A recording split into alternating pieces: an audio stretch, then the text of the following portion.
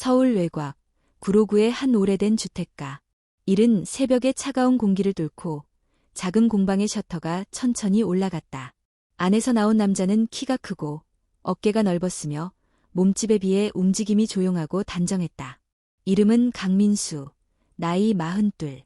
그는 원래 대한민국 특전사 출신의 정예 요원이었지만 이제는 조용히 목공예를 하며 살아가는 평범한 남자였다.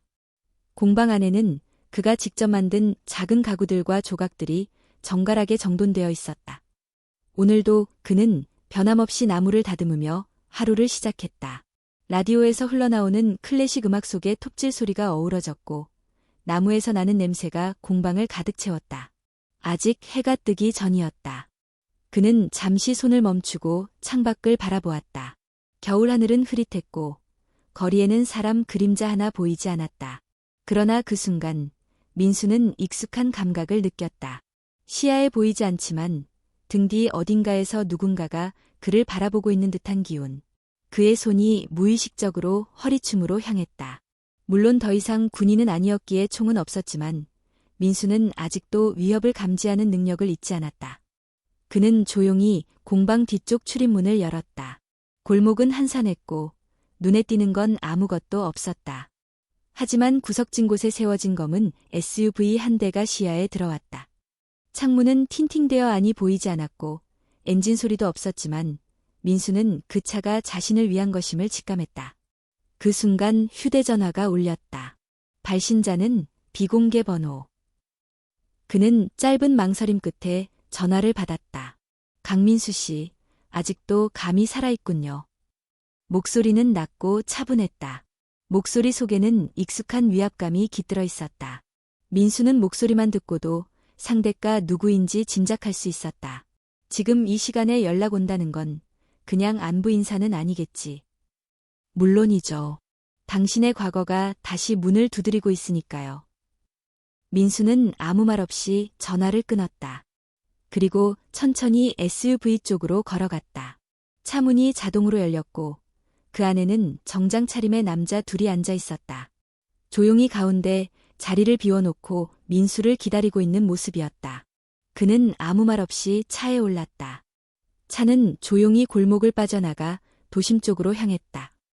도로에는 아직 출근 차량이 많지 않아 거리는 한산했다. 민수는 창밖을 바라보며 자신의 지난 시간을 떠올렸다. 군을 떠난 지 7년. 그 사이 그는 목공을 배우고 조용히 살아왔다.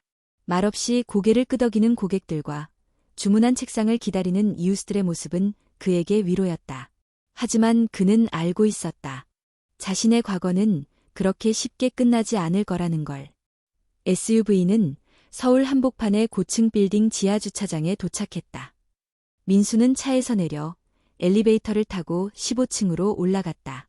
문이 열리자 넓은 회의실이 보였고 안에는 딱 한 사람이 앉아 있었다. 오랜만이군요, 강대희. 그 목소리의 주인은 정보사 출신 국정원 요원, 이름은 박형석. 과거 민수와 함께 수차례 비밀 작전에 투입되었던 인물이었다. 이제 대위는 아니다. 민수는 차분하게 말했다. 그래도 나는 당신을 그렇게 부를 수밖에 없지.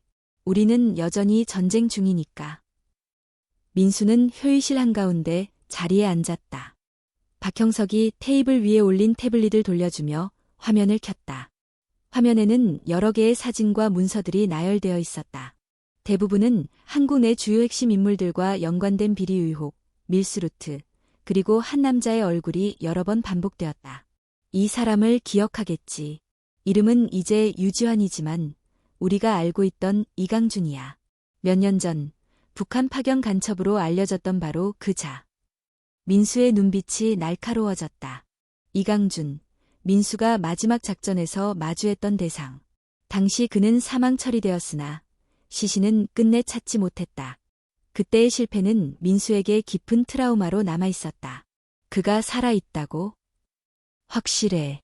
최근 몇 개월간 국경을 넘나드는 무기 밀매, 정보 누수, 정치인 뒷거래에 모두 이강준의 흔적이 있어. 이건 단순한 간첩 문제가 아니야. 이건 체계야. 조직이야. 박형석은 말을 이어갔다. 우리는 내가 필요하다. 누군가가 다시 현장에 들어가야 해. 이강준은 너와 같은 사람만이 상대할 수 있어. 그는 이미 우리 시스템의 깊은 곳까지 침투해 있어. 단순한 수사는 소용없어. 민수는 잠시 눈을 감았다.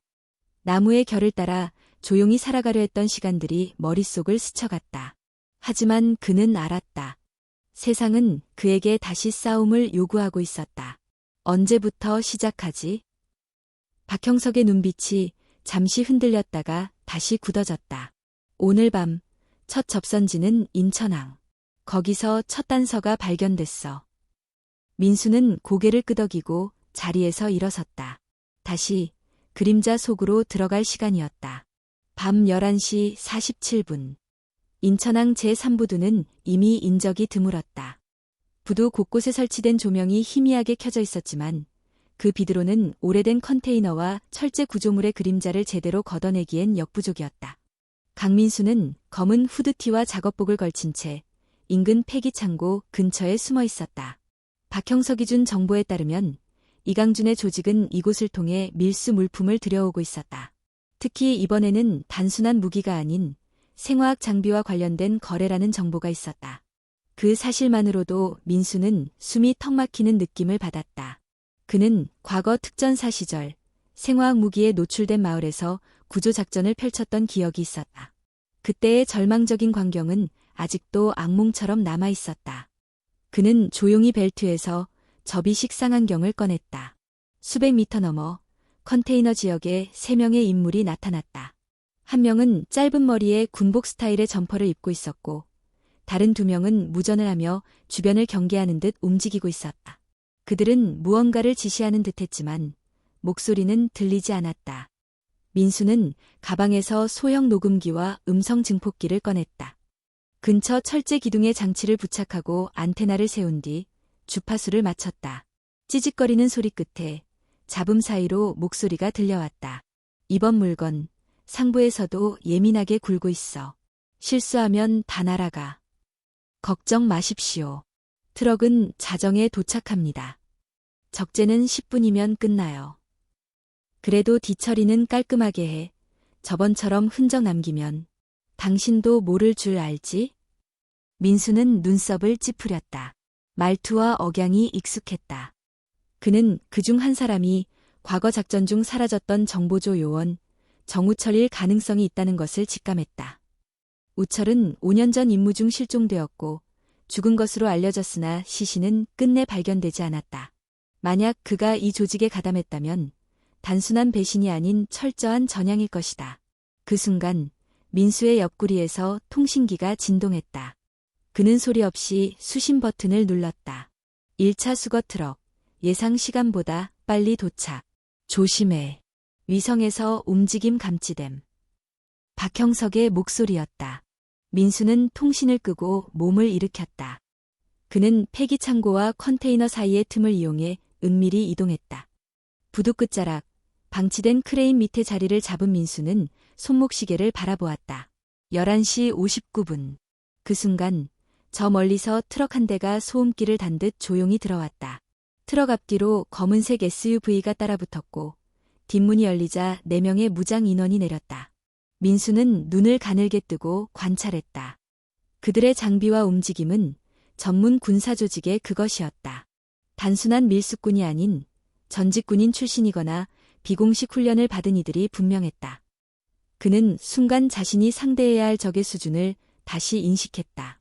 컨테이너 하나가 열리며 은색 박스들이 옮겨졌다. 그 안에는 생화학 장비가 아닌 더 위험한 무언가가 있다는 민수의 직감이 들끓기 시작했다. 그는 망설이지 않고 허리춤에서 작은 드론을 꺼내 조용히 띄웠다. 드론은 무음 모드로 상승하며 촬영을 시작했고 고해상도 카메라는 실시간으로 민수의 태블릿에 영상을 송출했다. 영상 속 박스에 붙은 라벨을 확대하자 영문과 숫자 코드가 보였다. V-143B, type. 조립 전 상태. 민수의 얼굴이 굳었다. VX는 극소량으로도 수십 명의 생명을 위협할 수 있는 신경가스의 일종이었다. 지금 이 순간 대한민국의 해안 한복판에서 그 무기가 거래되고 있는 것이었다. 민수는 태블릿을 꺼내 다시 통신을 연결했다. 형석. 내가 맞았다. VX. 지금 당장 증거 수집해. 작전 코드레드로 전환해. 알겠다. 증거 확보 후 5분 내에 진입하겠다. 절대 들키지 마라. 하지만 모든 게 순조롭게 흘러가지는 않았다. 드론이 갑자기 화면에서 흔들리더니 신호가 끊겼다. 민수는 놀라지 않았다. 드론이 탐지된 것이다. 위에 뭐 있었어? 컨테이너 앞에 무장 인원 중 한 명이 고개를 들고 주변을 훑었다.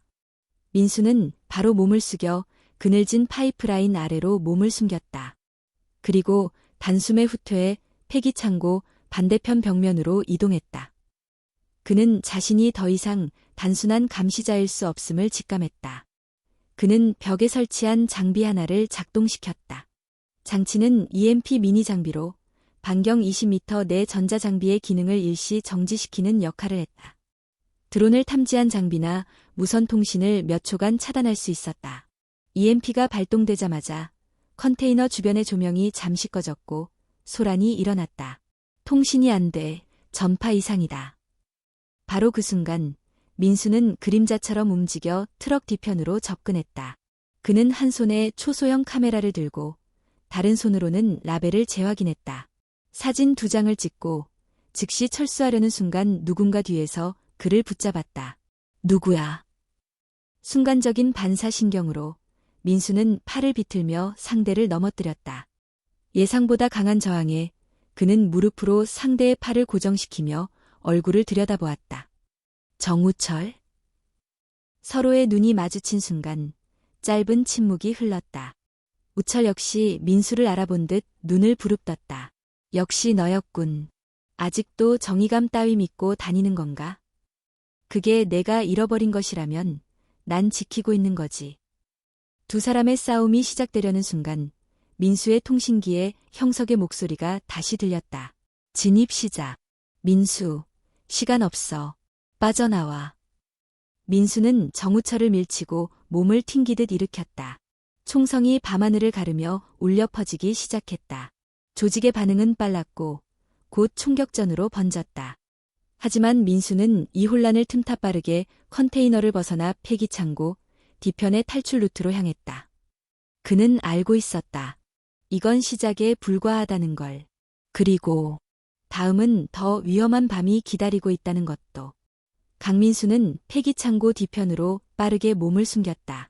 거칠게 숨을 몰아쉬며 주먹을 움켜쥐자 손끝이 떨리고 있었다. 방금 전의 짧은 충돌은 단순한 싸움 이상의 무게를 지니고 있었다. 그가 상대한 남자, 정우철은 한때 같은 편이었다. 동료였고, 친구였고, 때론 서로의 생명을 맡긴 전우였다. 하지만 지금 그 눈빛은 완전히 달랐다. 타협 없는 냉소와 적애. 오랜 시간 그를 지배해온 무언가가 있었음이 분명했다. 무전기가 다시 울렸다. 민수, 응답해. 무사한가? 살아있어. 사진 확보 완료. 정우철을 확인했어. 살아있고 그들 편이야. 잠시 정적이 흐른 뒤 박형석의 낮고 무거운 목소리가 이어졌다. 확인. 위치는 제2창고 뒤편. 북쪽 배수구 쪽으로 빠지는 중. 좋다. 제1팀이 진입 중이다. 제2팀이 내 위치로 합류할 거다. 출구에서 대기해. 민수는 배수구 쪽으로 몸을 낮추어 움직였다. 차가운 철 파이프에 손이 닿자 소름이 돋았지만 망설이지 않았다. 미세한 물방울 소리, 먼지에 찌든 공기. 그는 이 어둠이 익숙했다. 세상에 얼굴을 드러내지 않은 자들이 숨어있는 장소. 그들을 쫓기 위해선 이 어둠 속으로 먼저 들어가야 했다. 배수구를 빠져나오자 불빛 하나가 깜빡이며 그를 맞이했다. 무장한 국정원 특수요원 둘이 손짓하며 민수를 부축했다. 기록은? 민수가 조심스럽게 포켓에서 USB를 꺼냈다. 사진 2장, 박스코드와 VX 표기. 그리고 이건. 그는 다른 손으로 목소리 녹음 장치를 내밀었다. 거래 현장 대화 일부. 정우철의 목소리도 포함돼 있을 거다. 요원들이 고개를 끄덕였다. 지휘부에 즉시 전송하겠다. 민수는 숨을 고르며 벽에 기대 앉았다. 그러나 머릿속은 더욱 복잡해지고 있었다. 왜 정우철이 그 자리에 있었는가? 단순히 돈 때문일까? 아니면 그에게 알려지지 않은 이유가 있었던 것일까? 그때였다. 뒤에서 인기척이 났다. 민수는 반사적으로 몸을 돌렸다. 잠깐, 나야. 박형석이었다. 그는 검은 코트를 입고 있었고 손에는 무전기 대신 작은 노트북이 들려 있었다. 얼굴엔 피곤함이 역력했다. 데이터 확인했어. 정확해. 우리가 추적하던 VX 라인의 주요 증거야. 민수는 고개를 끄덕이며 물었다. 그리고 정우철. 박형석은 잠시 말을 멈췄다가 천천히 입을 열었다. 실종 당시 우철은 특정 인물을 추적하고 있었어. 우리가 백면이라고 부르는 인물이지. 민간인 신분으로 이장한 정보조직의 실세. 국내외 검은 거래를 조정하며 내부 정보까지 손에 넣은 자. 그게 이강준과 연결돼 있나? 우린 그렇게 보고 있어. 우철이 작전 중 그를 추적하다가 사라졌고 이후 그가 이 조직의 일원으로 다시 나타났지. 지금 상황으로 보아 백명과 이강준은 조직의 양날이다. 하나는 머리, 하나는 칼. 민수는 턱을 괴고 잠시 생각에 잠겼다. 그가 과거 작전에서 놓쳤던 조각들이 조금씩 제자리를 찾아가고 있었다. 그리고 그 중심엔 이강준이 있었다. 죽은 줄 알았던 남자. 그날의 작전 실패가 이 모든 것의 시작이었다. 민수, 내가 직접 나서야 할 것 같다. 그 말은 백면을 찾으란 건가? 박형석은 노트북을 펼쳐 민수에게 사진 몇 장을 보여주었다. 회색 정장을 입은 남자, 나이 들지 않은 인상, 그리고 너무도 평범한 외모. 그를 보며 민수는 어떤 위화감을 느꼈다. 그 평범함 자체가 위장처럼 느껴졌기 때문이다. 이 남자야. 응, 지금 이름은 윤상도. 국내 유명 보안 컨설팅 회사를 운영하고 있어.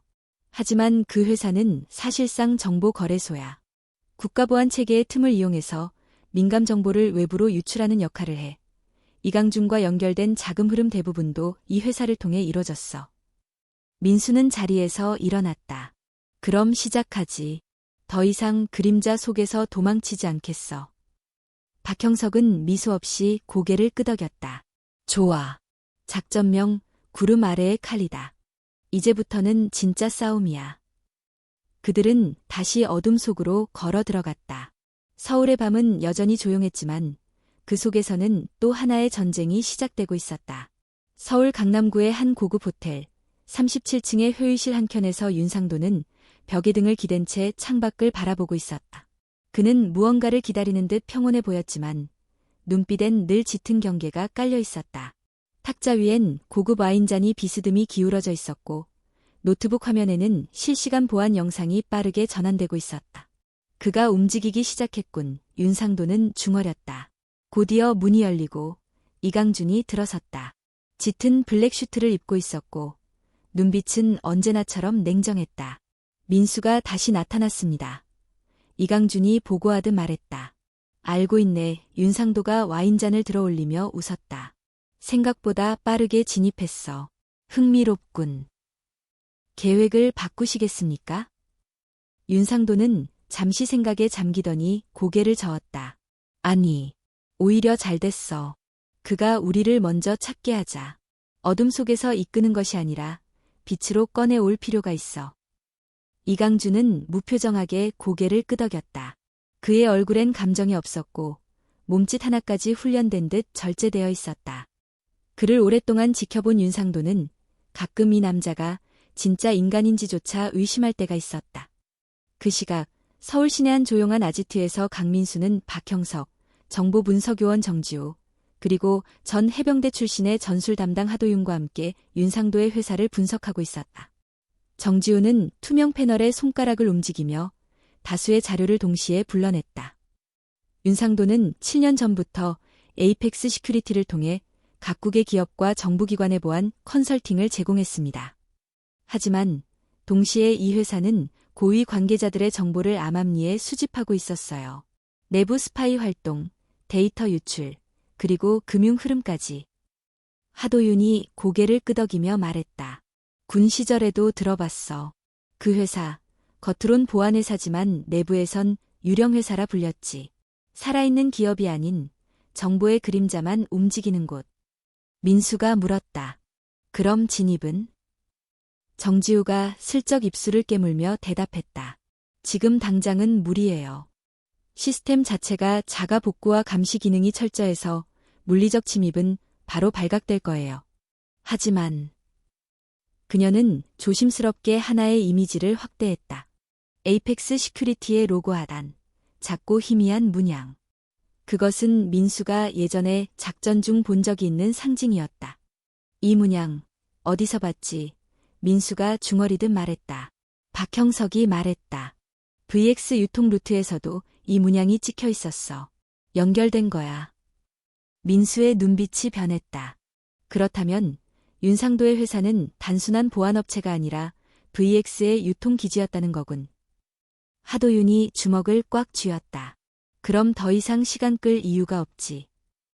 하지만 박형석은 조용히 손을 들어 제지했다. 잠깐. 우리가 가진 정보만으론 부족해. 윤상도는 조심스럽고 이강준은 그보다 더 위험해. 정면으로 부딪히기 전에 하나 더 필요해. 뭔가요? 내부자야. 회사 안에서 정보를 뽑아낼 수 있는 사람. 정적이 흘렀다. 민수는 천천히 고개를 돌려 정지우를 바라보았다. 그녀는 말없이 시선을 피했지만 이미 결정은 내려진 듯했다. 며칠 후 정지우는 위장 신분으로 에이펙스 시큐리티에 입사했다. 외국 유학파 출신의 보안 전문가라는 프로필은 설득력이 있었고 그녀의 이력서는 윤상도의 관심을 끌기에 충분했다. 첫 출근 날 정지우는 서울 여의도에 위치한 유리 건물의 고층으로 올라갔다. 회사 내부는 비현실적으로 정돈되어 있었고 직원들 하나하나가 마치 군인처럼 움직이고 있었다. 회의실, 사무실, 심지어 복도에도 감시 카메라가 설치되어 있었지만 그보다 더 긴장감을 주는 건 직원들의 침묵이었다. 점심시간, 한 직원이 다가와 말을 걸었다. 신입이죠? 정지우가 조심스레 고개를 끄덕였다. 이곳, 조용하죠. 다들 말이 없어요. 하지만 익숙해지면 괜찮을 거예요. 그녀는 미소로 답했지만 머릿속은 복잡했다. 이 조직은 단순한 기업이 아니었다. 마치 군사조직처럼 통제되고 있었고 누군가의 시선이 항상 등 뒤를 따라다니는 기분이었다. 그날 저녁, 정지우는 사무실 서버룸에 몰래 접속했다. 무선 송신기와 마이크로 카메라를 이용해 일부 데이터 백업을 시도하려 했지만 예상치 못한 상황이 벌어졌다. 직원이 아닌데 여긴 왜 있지요? 뒤에서 들린 목소리. 낯익은 음성이었다. 정우철이었다. 그녀가 몸을 돌렸을 때 정우철은 이미 그녀의 손목을 붙잡고 있었다. 눈빛은 차갑고 손엔 전기 충격기가 들려 있었다. 당신은? 정우철이 조용히 말했다. 생각보다 빨리 왔군요. 강민수의 사람들이. 그 순간 그녀의 귀 속 이어폰에서 민수의 목소리가 울렸다. 지우야, 지금 나가. 그가 널 안다. 하지만 이미 늦은 것이었다. 정우철은 버튼을 눌렀고 그녀의 몸은 그대로 바닥에 쓰러졌다. 정지우가 정신을 차렸을 때 그녀는 차가운 금속 의자에 묶여 있었다. 희미한 형광등이 천장에서 깜빡이고 있었고 벽은 콘크리트 그대로의 거친 질감이 드러나 있었다. 그녀가 고개를 돌리자 그 반대편에 앉아있는 정우철이 모습을 드러냈다. 여전히 검은 셔츠 차림, 얼굴에는 감정이 거의 없었다. 괜찮습니까? 그는 뜻밖에도 조용히 말했다. 당신은 누구죠? 정지우는 숨을 고르며 물었다. 그건 내가 물어야 할 질문 아닌가요? 정지우 씨 아니, 혹시 다른 이름으로 불러야 할까요? 내가 누군지 이미 알고 있잖아요. 그렇다면 우리도 서로 속일 필요는 없겠군요. 그는 일어나 천천히 그녀에게 다가왔다. 당신은 그 사람의 팀원이군요. 강민수, 내 예전 동료. 그 이름이 언급되자 지우의 눈동자가 흔들렸다. 당신은 예전에 군 정보국에 있었죠. 그랬었지. 지금은 아니야. 그의 목소리엔 미묘한 냉소가 섞여 있었다. 왜 그쪽에 있는 거죠? 윤상도의 사람으로 움직이고 있죠? 그는 잠시 침묵했다. 이내 천천히 입을 열었다. 그에게 충성하는 게 아니야. 오히려 나는 그의 끝을 보고 있어. 하지만 나 혼자선 할 수 없어. 그리고 당신네 방식도 만족스럽진 않더군. 지우는 놀란 듯 그를 바라보았다. 그럼 당신은 이중으로 움직이고 있다는 뜻인가요? 정우철은 천천히 그녀의 손을 묶고 있는 줄을 풀었다. 내가 나를 믿든 말든 중요치 않아. 하지만 이건 분명히 기억해둬. 이 안에서 살아나가고 싶다면 날 돕는 쪽이 더 유리할 거야. 그녀는 손목을 풀며 속으로 혼란스러움을 감추려 했었다. 이 남자, 적인지 아군인지 분간이 되지 않았다. 나가도 되는 건가요? 오늘은 그렇다. 하지만 다시 이런 실수는 하지 마. 그녀는 천천히 일어나 문 쪽으로 향했다. 그러나 문을 열기 직전 정우철이 다시 입을 열었다. 그리고 강민수에게 전해. 우리가 다시 만날 거라고. 그 목소리는 마치 예언처럼 차분했고 그 안에 담긴 무게는 섬찟했다. 며칠 후 서울 외곽의 한 폐창고. 민수는 그곳에서 박형석, 하도윤과 함께 작전 회의를 하고 있었다. 그의 얼굴에는 걱정과 분노가 동시에 얹어 있었다. 지우가 어떻게 빠져나온 건 다행이지만 정우철이라니. 그 이름을 다시 들을 줄은 몰랐어. 민수가 말했다. 하도윤이 고개를 끄덕였다. 그는 예전에도 수상했어. 군에서 종적을 감춘 후부터 어디에 있는지도 몰랐지. 그런데 윤상도의 조직에서 나올 줄이야. 박형석은 조용히 자료를 넘기며 말했다. 하지만 지우가 말한 대로라면 완전히 적이라 보긴 어려워. 우리가 모르는 다른 목적이 있는 것 같아. 그래서 믿겠다는 거야.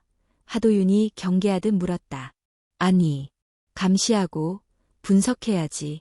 그가 뭘 원하는지. 어쩌면 우리가 필요한 조각 하나를 쥐고 있을지도 몰라. 민수는 천천히 머리를 끄덕였다. 우린 시간을 벌어야 해. 그리고 내부에서 정보를 끌어낼 방법이 더 필요해. 다음 타겟은 뭘로 할지 결정하자. 그들은 화면에 자료를 띄웠다. 그것은 블랙플루언스라는 이름의 세금 회피용 해외 계좌와 관련된 정보였다. 다수의 고위 공직자와 재벌 그룹이 이 계좌를 통해 윤상도와 거래를 해왔고 그중엔 국방 관련 정보도 포함되어 있었다. 이걸 공개하면 끝나는 거 아냐? 하도윤이 물었다. 문제는 우리가 이 자료를 확보하지 못했다는 거야. 박형석이 대답했다. 이건 윤상도의 개인 서버에만 저장돼 있어. 외부 네트워크와 완전히 단절된 오프라인 서버. 물리적으로 접근해야 한다는 거군. 그렇지. 하지만 쉽지 않아. 서버가 있는 건물은 에이펙스 시큐리티 내부 중에서도 가장 보안이 강한 구역이야. 이름하여 코어존. 민수는 천천히 눈을 감고 작전 동선을 그려보기 시작했다. 우리가 그곳에 진입하려면 보안 체계를 뚫는 것이 아니라 보안 체계 내부의 일부가 되어야 해. 그 말에 모두가 조용해졌다. 며칠 후 정지우는 다시 회사로 복귀했다. 이번엔 그녀의 미션이 명확했다. 코어존 내부 도면을 확보하고 그 위치와 근무 패턴을 기록하는 것. 그녀는 이를 위해 기존 직원들과 자연스럽게 어울리며 서서히 중심부로 스며들었다. 그녀가 복사실에서 도면 파일 일부를 숨겨 복사하려는 순간 누군가가 다가왔다. 조용히 문이 열렸고 뒤에서 익숙한 목소리가 들렸다. 다시 위험한 짓을 하고 있군. 그녀는 돌아보지 않아도 누군지 알 수 있었다. 정우철이었다. 당신은 왜 나를 계속 지켜보는 거죠? 그는 그녀의 손에서 종이를 뺏으며 말했다. 내가 도와줄 수 있다고 했잖아. 그런데 자꾸 나 없이 움직이려 해. 그러다 죽어. 당신을 어떻게 믿죠? 믿지 마. 대신 판단해. 내가 적인지 아니면 지금 이 순간에만큼은 같은 목적을 향하고 있는지. 그는 종이를 다시 그녀에게 건넸다. 이번엔 내가 도면을 구해줄게. 하지만 대가가 있어. 뭔데요? 나를 강민수에게 데려가. 직접 이야기할 게 있어. 지우는 혼란스러웠다. 그 남자의 눈빛은 여전히 읽기 어려웠지만 분명히 안에는 무언가 진심이 담겨 있었다. 그날 밤 민수는 처음으로 정우철과 다시 마주 앉았다. 오래전 군대에서의 작전, 그리고 그 후의 이탈. 두 사람 사이엔 침묵과 오해, 그리고 배신이 켜켜이 쌓여 있었다. 왜 돌아온 거지?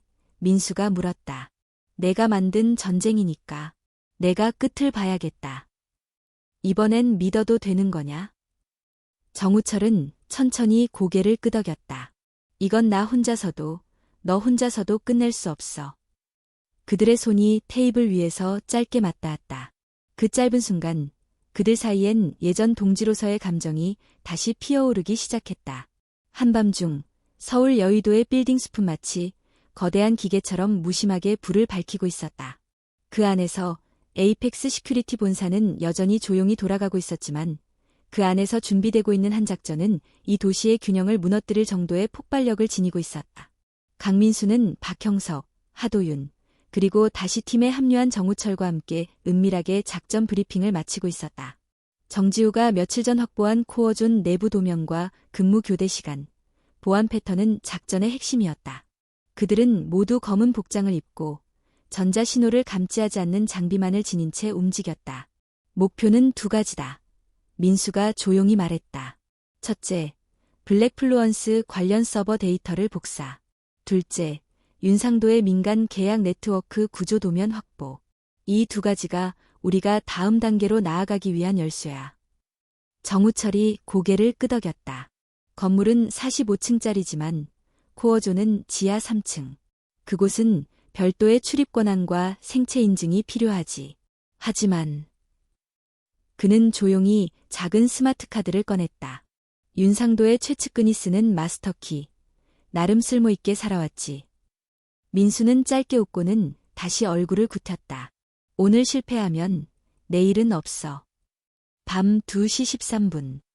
민수와 팀원들은 에이펙스 시큐리티 건물 외벽의 환풍구를 통해 진입을 시작했다. 정지우가 건물 내 감시 시스템에 접속해 7분간 감시 카메라를 우회시키는 데 성공했고 그 틈을 이용해 그들은 코어존으로 향하는 엘리베이터 샤프트를 타고 내려갔다. 지하 3층. 복도는 빛 하나 새지 않는 철제 문들로 이어져 있었다. 도윤이 문을 열기 위해 준비한 해킹 장치를 꺼내려 하자 정우철이 손을 들어 막았다. 내가 한다. 그는 마스터키를 단말기에 삽입하고 오른손의 지문을 인식기에 대었다. 접근 권한 확인. 승인. 철문이 조용히 열리며 차가운 공기와 함께 엄청난 양의 서버렉이 모습을 드러냈다. 박형석이 침을 삼켰다. 이 안에 모든 게 다 있겠지. 민수는 바로 움직였다. 그들은 서버 구역 한가운데에 설치된 보안 콘솔에 접근했고 지우가 지정한 노드를 찾아 USB 장치를 연결했다. 복사가 시작됐다. 시간은 4분 37초로 표시되었다. 하지만 그 순간 빨간 불빛이 깜빡이며 천장에서 경보음이 울렸다. 침입 감지. 출입 통제 구역에 비인가 접근 발생. 민수가 소리쳤다. 우철, 이게 어떻게 된 거지? 정우철이 이를 악물었다. 마스터키가 감지되면 자동으로 추적 장치가 작동하는 보조 시스템이 있나 봐. 내가 이걸 몰랐어. 철수 준비. 민수는 결단을 내렸다. 데이터 복사 우선. 남는 시간까지만 대기. 경보음이 울리는 가운데 복도에서 무장 경비원들이 출동하고 있었다. 이들은 민간 보안 요원이 아닌 전직 특수부대 출신 용병들로 구성된 정예 팀이었다. 하도윤이 몸을 낮추며 방아쇠를 당겼다. 소음기를 단 총성이 어둠 속에서 번개처럼 터졌고 경비원 한 명이 쓰러졌다. 박형석이 USB를 뽑아 외장 디스크에 백업을 시작했다. 2분 남았다. 정우철은 몸을 던져 콘솔 반대편에 긴급 전력 스위치를 끊었다. 순간적으로 서버실의 조명이 꺼졌고 전자 장비들이 일시 정지됐다. 그 틈을 타서 도윤이 마지막 화력을 집중해 복도를 청소했다. 민수가 외쳤다. 철수. 팀은 지하 통로를 통해 후방으로 빠졌다. 하지만 추적은 계속되었다. 추적 드론이 작동하며 건물 내부에서 그들의 열 신호를 따라오고 있었다. 정우철이 마지막으로 딜을 맡았다. 내가 막는다. 너희는 가. 민수가 그를 바라보며 고개를 저었다. 이번엔 같이 간다 했잖아. 정우철은 쓴웃음을 지으며 말했다. 너까지 잡히면 이 모든 게 끝나. 민수는 망설이다가 그의 어깨를 짧게 잡고 뛰기 시작했다. 드론이 쏜 레이저가 복도 벽을 갈라놓았고 불꽃이 튀는 가운데 그들은 지하 환기구를 통해 밖으로 빠져나왔다. 한강 너머 준비된 차량에 탑승한 팀은 그 자리에서 급히 이동했다. 차량 안에서 정지우가 USB를 받아 분석을 시작했다. 됐어요. 우리가 찾던 계좌와 계약 문서, 그리고 내부 연락망까지 다 있어요. 민수는 고개를 끄덕였다. 하지만 그의 얼굴은 어둡기만 했다. 이건 시작일 뿐이야. 윤상도는 우리가 이걸 가져갔다는 걸 알 거야. 그리고 우린 이제 더 깊은 곳으로 들어가야 해. 정우철은 창밖을 바라보다 조용히 입을 열었다. 윤상도는 이걸로 끝나지 않아. 그 위엔 또 다른 그림자가 있어. 누구지? 내가 말했지. 백면이라는 이름, 기억나지? 민수의 눈이 날카롭게 빛났다. 그게 윤상도가 아니었단 말인가? 아니, 윤상도는 그저 관리자일 뿐. 그 위에 진짜 설계자가 있어. 이번 판의 진짜 주인이자 너와 나를 여기까지 끌어온 사람.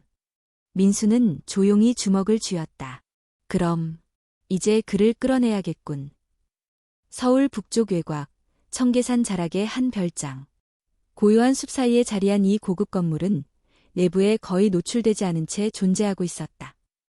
강민수와 그의 팀은 이곳이 윤상도의 위선적인 조직의 최상층을 움직이는 진짜 설계자의 아지트일 가능성이 있다는 단서를 확보하고 있었다. 이름 없는 주소, 차명으로 된 소유권, 그리고 내부 출입자 정보는 모두 철저히 위장되어 있었지만 박형석이 서버에서 복원한 하나의 이메일 덕분에 퍼즐 조각은 맞춰지기 시작했다. 이 주소로 매달 같은 날짜에 암호화된 금융 트래픽이 집중돼. 단순한 자금 흐름이 아니야. 명령과 지시, 그리고 보고가 함께 이뤄지고 있어. 정지우가 분석 결과를 설명했다.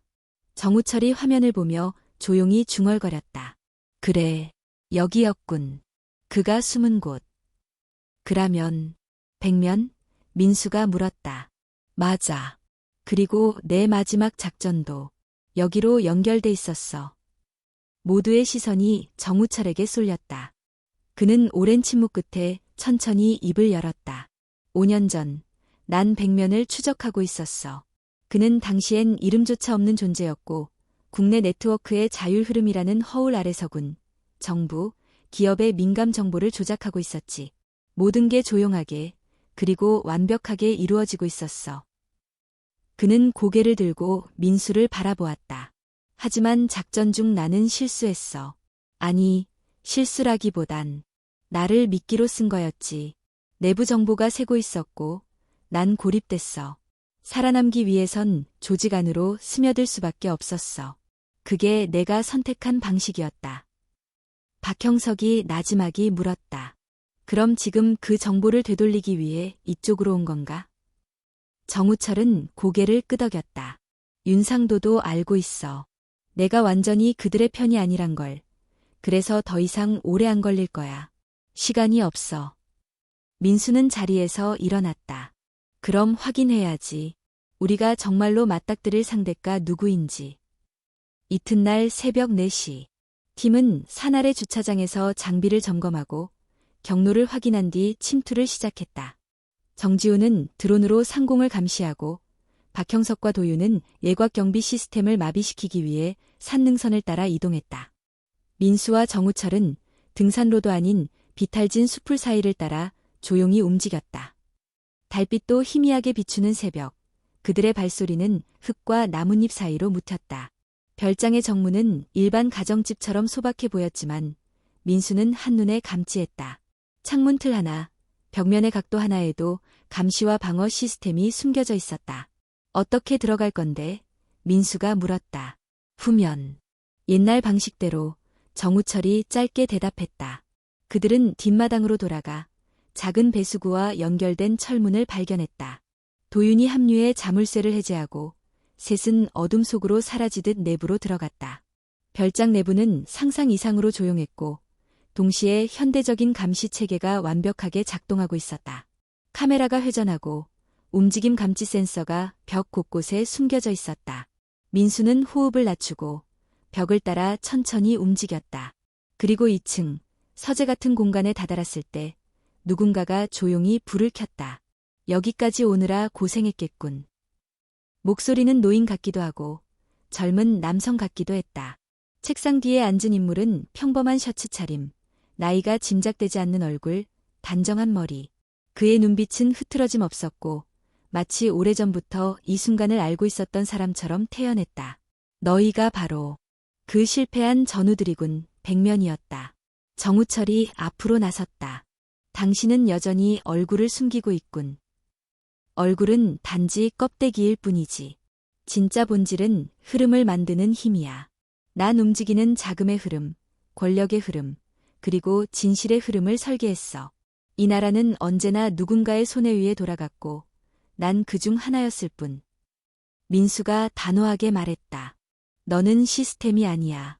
너는 부패의 정점일 뿐이야. 백면은 조용히 웃었다.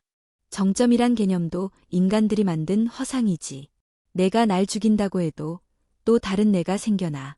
왜냐면 이 시스템은 필요하니까. 사람들은 자신이 원하면서도 두려워하는 정보를 다루는 존재를 필요로 해. 그의 손이 천천히 책상 밑으로 향했다. 민수는 즉시 총을 꺼내 겨눴다. 그만. 넌 아직도 그렇게 반응하나 보군. 백면은 손을 천천히 들어 올렸다. 그의 손에는 어떤 무기도 없었다. 대신 작은 리모컨 하나만 들려 있었다. 이걸 누르면 내가 구축한 서버들은 전 세계 수십 개의 국가에 동시에 데이터를 뿌릴 거야. 그 안엔 내가 속했던 조직의 어두운 면도 들어있지. 정우철이 앞으로 걸어 나왔다. 그래. 그렇게 끝낼 거지? 결국 모두를 공멸시키면서 자신이 진실을 드러냈다고 말하겠지. 나는 진실을 말하는 자가 아니야. 진실을 조율하는 자일 뿐. 민수는 숨을 고르며 천천히 총을 내렸다. 그 리모컨, 내가 가진 유일한 무기지? 백면은 고개를 기울였다. 혹시 협상을 제안하려는 건가? 아니, 선택지를 주는 거다. 우리와 함께 공개하든지 아니면 지금 여기서 끝이 나든지. 순간 창밖에서 섬광탄이 터졌다.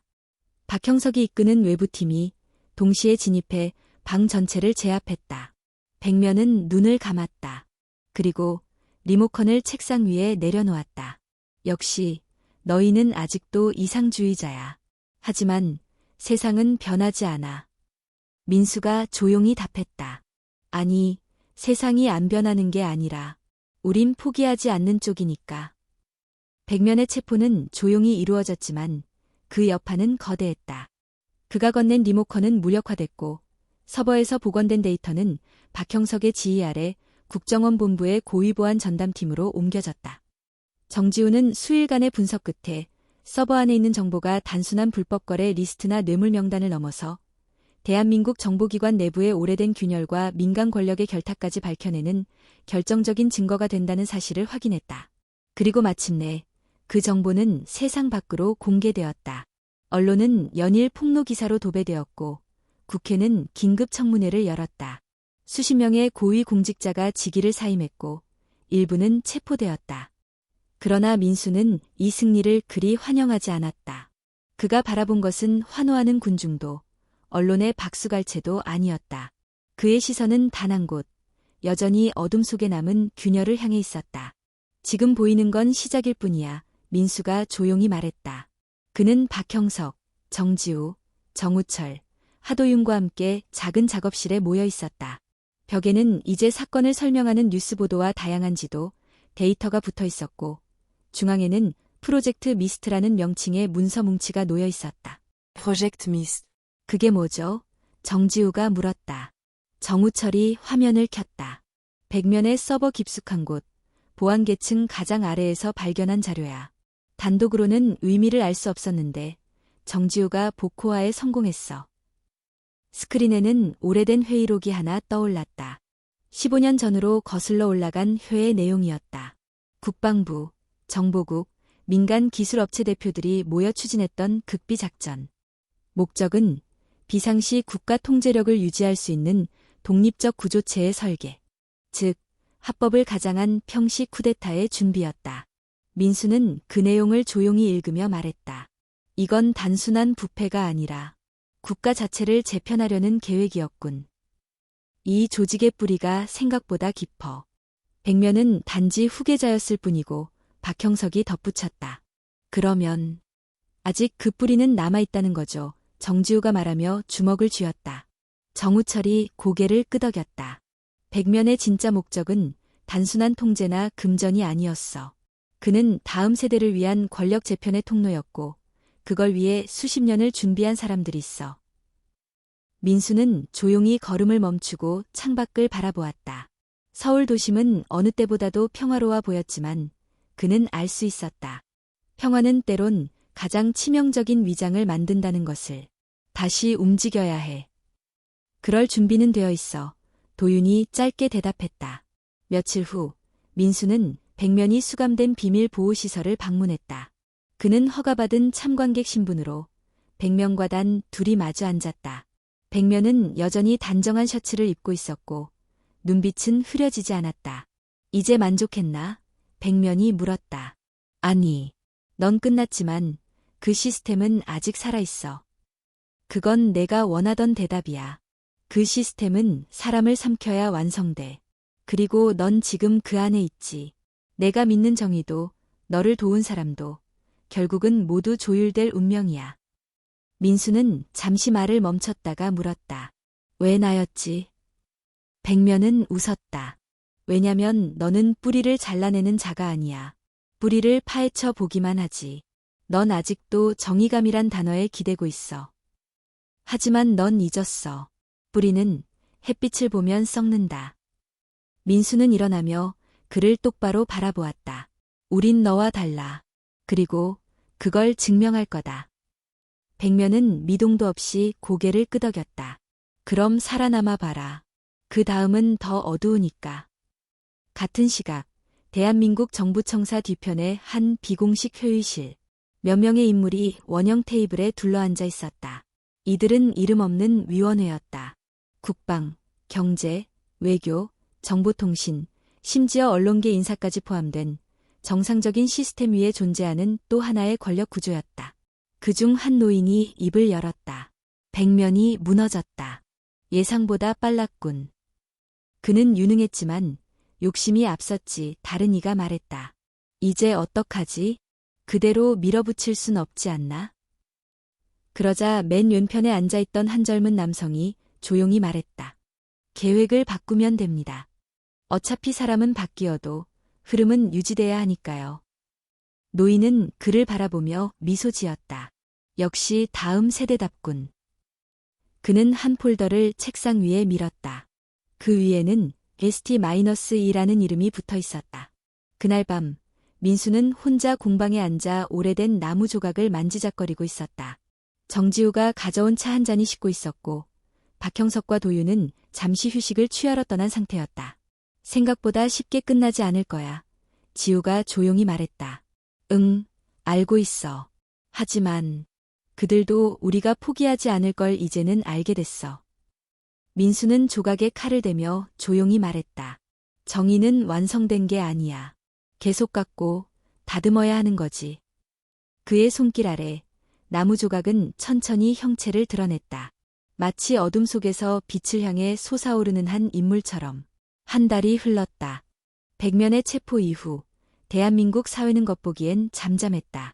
하지만 민수와 그의 팀은 그것이 진정한 평온이 아니라 더 큰 물결이 밀려오기 전에 고요함이라는 것을 누구보다 잘 알고 있었다. ST-2라는 이름의 새 문서가 나타난 후 이들은 움직임의 방향을 바꿨다. 적은 더 이상 국내에만 머물지 않았다. 국경 밖, 그 뒤에는 더 넓은 무대가 기다리고 있었다. 박형석은 한 장의 사진을 테이블 위에 펼쳐놓았다. 그것은 동남아의 어느 항구에서 찍힌 위성 사진이었다. 대형 화물선 한 대가 하역 중이었고 배 뒤편에는 오리엔트 그룹이라는 상호가 새겨져 있었다. 이 회사, 베트남과 캄보디아를 중심으로 활동 중인 물류기업으로 등록돼 있지만 실제론 MST-2의 자금 세탁 및 장비 유통 거점으로 쓰이고 있어. 백면의 서버에서 추적한 금융 흐름 중 40% 이상이 이 회사를 통해 움직였고, 최근엔 고급 생화학 장비 반입 흔적까지 발견됐어. 정지우가 모니터에 새로운 도면을 띄웠다. 그리고 여기 캄보디아 프놈펜 외곽에 위치한 이 시설. 인공위성으로 확인된 건물 구조는 군사훈련소와 유사해.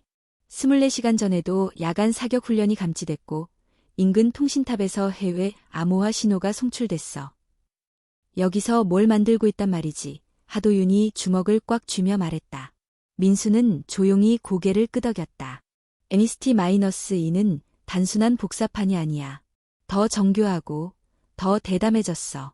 그들은 이제 국가라는 울타리조차 필요 없어. 세계 어디든 자금과 사람을 투입해 권력을 장악할 수 있다면 움직일 거야. 그러니까 우리가 그 본거지를 먼저 들어가서 흔들어야 해. 박형석이 덧붙였다.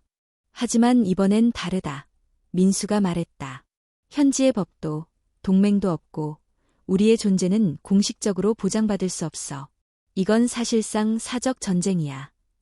정우철이 조용히 웃었다. 우린 원래 그런 길을 걸어왔잖아. 이틀 후 민수와 팀은 캄보디아 프놈펜에 도착했다. 위장 신부는 NGO 보안 컨설턴트, 장비는 현지 협력자를 통해 조달받았고 이동은 외교 면제 차량을 가장한 밴으로 이루어졌다. 그들은 오리엔트 그룹의 수송 루트를 추적하며 실제 유통창고와 훈련 시설이 겹치는 위치를 확인했다. 위장된 가구 공장의 지하에 설치된 그 시설은 겉으론 평범한 산업 현장처럼 보였지만 내부에선 무기 조립과 통신 암호화 테스트, 생물 샘플 분석까지 이뤄지고 있었다. 정지우가 지도를 가리켰다. 우리가 들어갈 수 있는 시간은 자정부터 새벽 3시 사이. 그때 경비 교대가 있고 통신 단절 테스트 때문에 CCTV도 일시 중단돼. 하도윤이 장비를 점검하며 말했다. 시간이 짧다. 정확히 18분 안에 들어가서 증거를 확보하고 빠져나와야 해. 충분해, 민수가 말했다. 자정. 어둠에 잠긴 프놈펜 외곽. 민수와 팀은 공장 인근 하수구로 진입했다. 습하고 좁은 통로를 따라 기어가며 그들은 공장 지하 연결구에 다다랐다.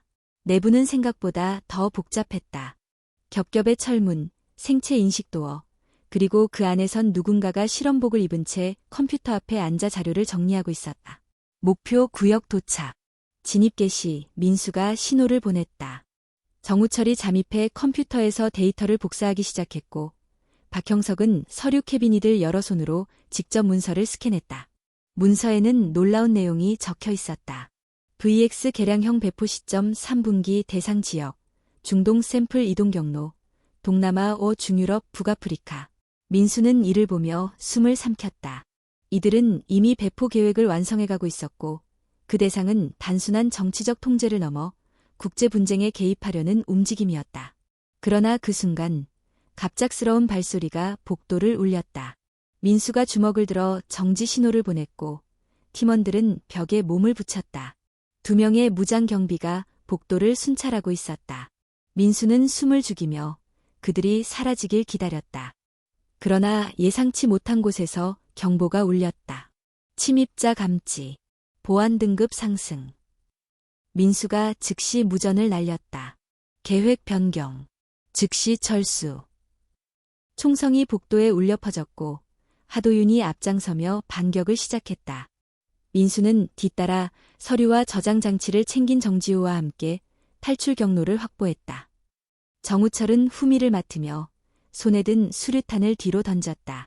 강한 섬광이 터졌고 일시적으로 시야를 잃은 경비들을 틈타 팀은 하수구로 도망쳤다. 이틀 후 팀은 안전가옥에서 확보한 자료를 분석하고 있었다. 새롭게 드러난 정보는 MST-2의 규모를 뛰어넘는 또 하나의 조직을 가리키고 있었다. 이건 정지우가 화면을 가리켰다. 블랙 윈도우 작전. 전 세계 주요 도시 12곳에서 동시다발적으로 디지털 인프라를 마비시키는 계획이야. 이건 단순한 정권 교체나 금융 조작이 아니야. 현대 문명의 기반 자체를 흔드는 공격이야. 민수는 조용히 앉아 손가락을 깍지 끼었다. 눈빛은 이전과 달랐다. 이번 적은 더 이상 단순한 권력자나 설계자가 아닌 체제 그 자체를 리셋하려는 자들이었다. 우린 지금까지 뿌리를 쳤다고 생각했지만 그건 단지 그림자의 일부였어. 진짜 싸움은 지금부터다. 정우철이 그의 옆에 앉으며 말했다. 준비됐나? 민수는 고개를 끄덕였다. 이제 끝장을 보자. 그들이 다시 어둠으로 숨기 전에. 유럽, 체코 프라하 외곽. 오래된 산업지구 한복판에 버려진 듯 서 있는 건물. 외관은 낡은 방직 공장 같았지만 정보에 따르면 이곳은 MST-1을 넘어서 전 세계적인 디지털 기반 파괴를 노리는 블랙 윈도우 작전의 핵심 통제소였다. 강민수와 그의 팀은 전 세계에 흩어져 있던 조각들을 모은 끝에 마침내 여기로 향하게 되었다.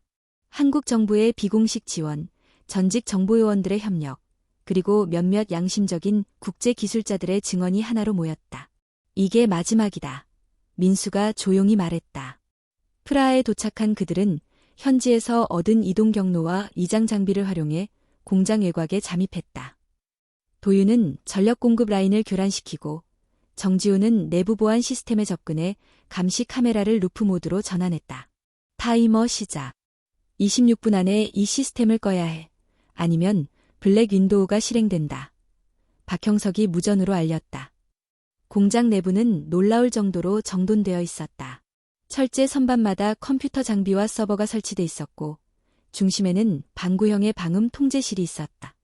그곳엔 12개국 시간과 코드들이 점등되어 있었다. 정우철이 먼저 몸을 낮추고 다가가 말했다.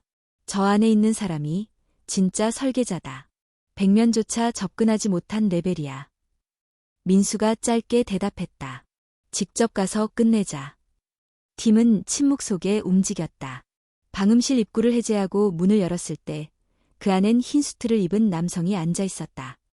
그는 나이를 가늠할 수 없는 얼굴로 천천히 몸을 돌려 이들을 바라봤다. 강민수. 드디어 왔군요. 넌 누구지? 민수가 물었다. 나는 접점이야. 이 체제를 설계한 사람들이 서로 충돌하지 않도록 균형을 맞추는 자.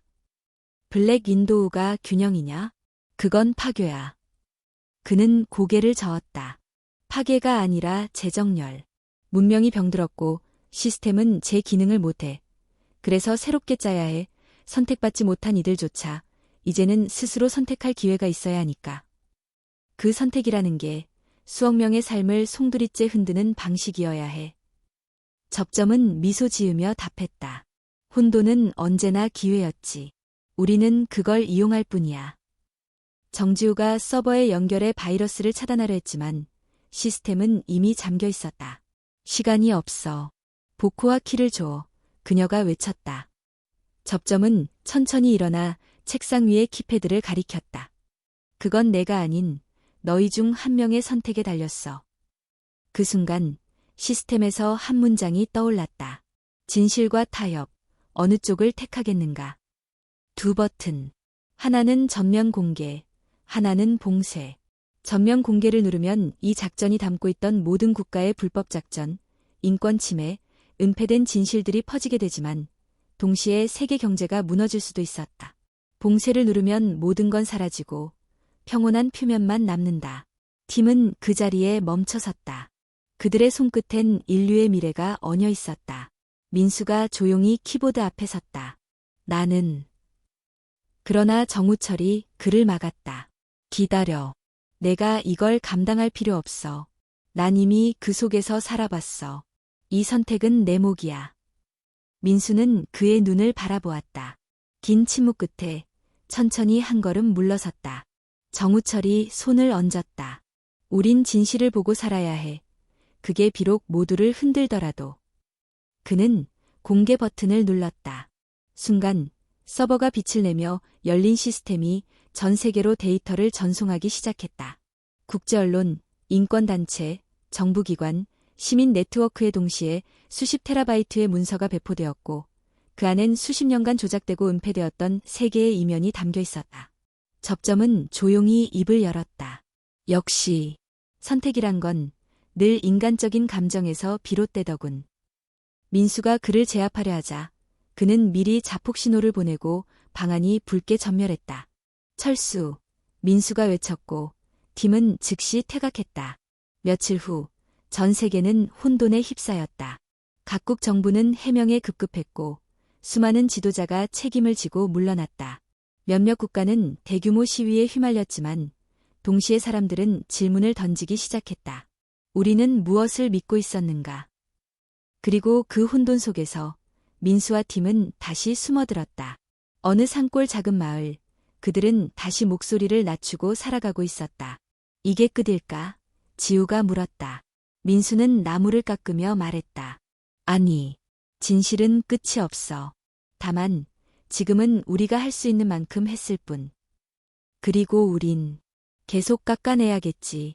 날카로운 어둠 속에서도 누군가는 빛의 모양을 만들어야 하니까. 그는 손에 든 나무 조각을 보여줬다. 새롭게 피어난 나무 한 그루, 그 밑에 서로 기대선 사람들의 형상. 그것은 정의도 아니고 권력도 아니었다. 단지 포기하지 않음의 조각이었다.